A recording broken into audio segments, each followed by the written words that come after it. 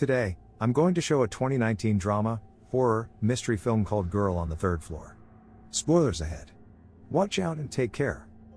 Don Koch arrives at their newly purchased Victorian house with their dog, Cooper. He traveled ahead of his pregnant wife, Liz, hoping to renovate the house in time for the baby's arrival. Don gets started on the renovation immediately, while Cooper senses that something is not right with the house. A marble rolls on the bedroom floor and Cooper chases after it. As Don sets out cleaning the house, he meets Ellie Mueller, the pastor living across the street. The next morning, Liz video calls Don and asks about the house. Don goes back to fixing the house, this time, covering up the gaping hole in the living room. As he's fixing the walls, he finds old newspapers and lingerie hidden within it. Later that night, Don goes to an empty bar and strikes up a conversation with the bartender, Geary. Geary warns him about the house, telling him that it's bad news, but Don dismisses this as a screwed-up joke.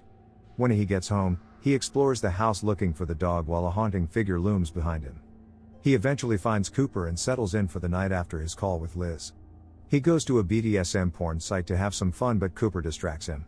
He moves his bed upstairs and locks himself in. The next day, Don sets his eye on fixing the kitchen sink. He hits one of the pipes and a burst of black sludge covers his whole face. He cleans himself outside and then meets Sarah. Sarah flirts with him before she leaves, and this flatters Don.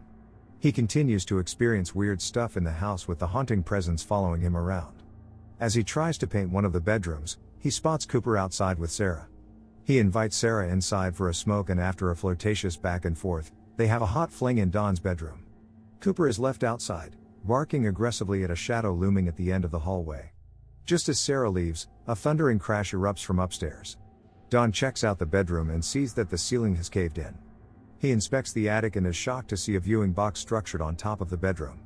Sarah visits him again that night, but this time he turns her down, telling her that what they had was just a one-time thing. Later on, he dreams of his wife Liz and they make love together. While in the middle of doing it, Don feels confused as the woman morphs into Sarah's face and then back to his wife again. He tries to ignore it and closes his eyes. When he opens them, a horrifying monster with a deformed face is on top of him. Don wakes up in cold sweat, feeling relieved that it was only a dream. That very morning, Milo stops by and helps him fix up the ceiling. They finish up and hang out at Gary's bar. When Don wakes up the next day, he finds Milo already up and fixing the walls and then makes a snide remark about his supposed assistant. Feeling confused, Don walks into the kitchen to see Sarah brewing coffee. Don is angry and tells her that he doesn't want to see her ever again. Milo catches them mid-fight and then confronts him about Sarah. Don eventually admits the affair and Milo is raging, reminding him that he is Liz's friend too.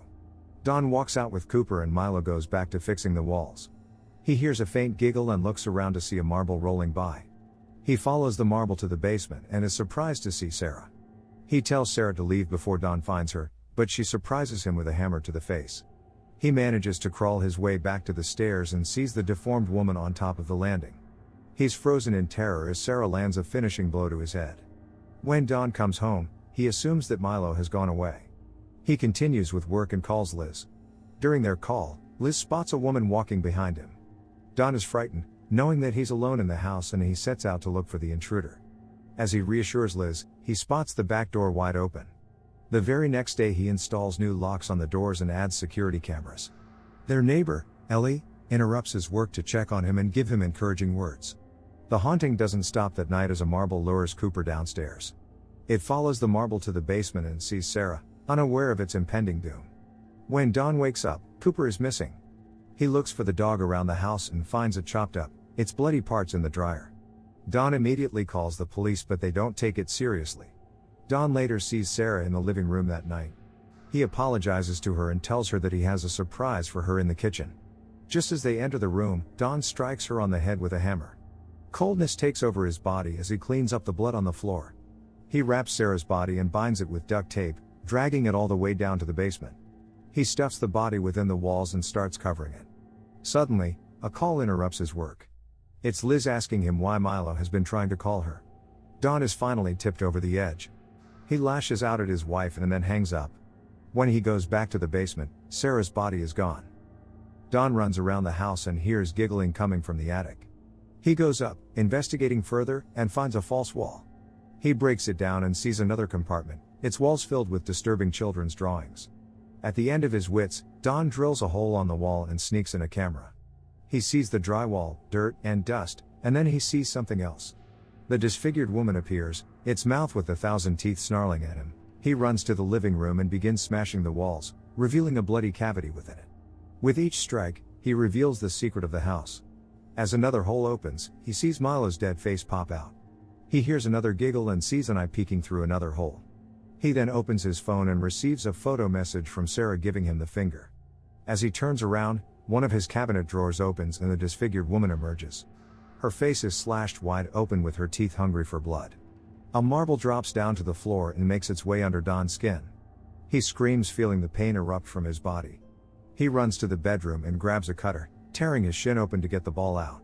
He continues screaming as the marble makes its way up to his body and then to his neck. He begs the woman to make it stop, but she only giggles at him. He slashes his neck as he withers from the pain. The marble reaches his head and then pops out of his eye, leaving a bloody trail behind. He crawls on the floor and looks at the woman. The last thing he sees is more marbles rolling down the floor, ready to penetrate his skin. Liz arrives the next day and starts looking for Don and Cooper. Assuming they've only gone out for a walk, she explores the house. She discovers an old newspaper, revealing the house to be an old brothel from 1901 where the local police were unable to find the murdered girl's body. A sound catches her attention and she finds a marble in the basement. When Liz comes back up to the kitchen, she meets Sarah. Liz is skeptical of her, but her thoughts are interrupted by the doorbell. She then meets Ellie, who warns her about the house. Just like Don, Liz dismisses her neighbor's concern. When she goes back to the house, she begins experiencing weird occurrences. She pulls out a wad of hair from the sink and sees an eyeball peeking back at her. She screams and starts calling Don but finds his phone in the bedroom.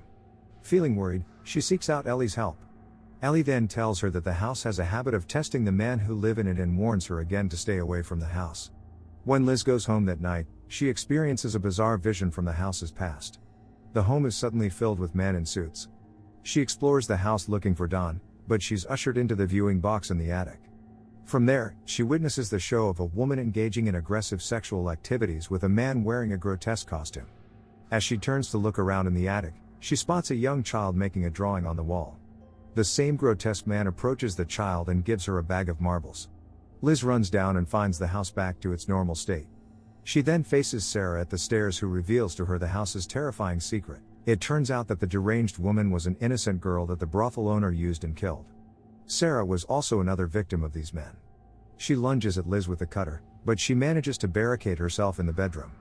Liz turns around to see Don emerging from the closet, his whole body slashed to the bone and bleeding. Crying and bleeding, Don admits his affair but promises to change. Liz rejects him, and then Don uses the cutter on his face, tearing his skin apart to reveal a deranged Sarah inside him. She makes a run for it in the living room and sees Milo's dead body in the walls. As she turned to the gaping hole that Don had covered up, a new opening emerged, water pouring out from it. Two hands rip the hole open and out comes the deranged woman, ready to sink her teeth into her. Liz grabs a hammer and smashes her head, spilling the black ooze all over the floor. She runs out of the house and comes face to face with Ellie. It turns out that Ellie knew all along about the house. Each person who chooses to enter must face their actions. Determined to lift the curse, Liz stays on and finds Sarah's skeletal remains in the closet. They give it a proper burial to put her soul at rest. 6 months later, Liz's daughter is born. She's decided to live in the house with her daughter. As she leaves the room, a marble falls from the grate on the ceiling. As the baby looks up, Don's eyes peek through the grate.